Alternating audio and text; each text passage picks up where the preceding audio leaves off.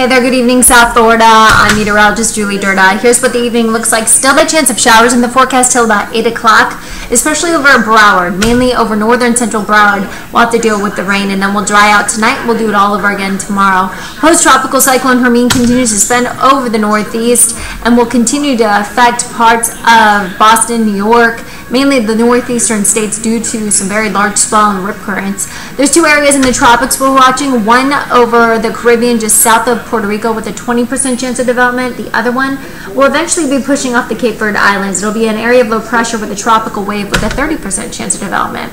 So here's what's in the forecast for tomorrow. We still have a stalled up front. That will continue to keep us unsettled.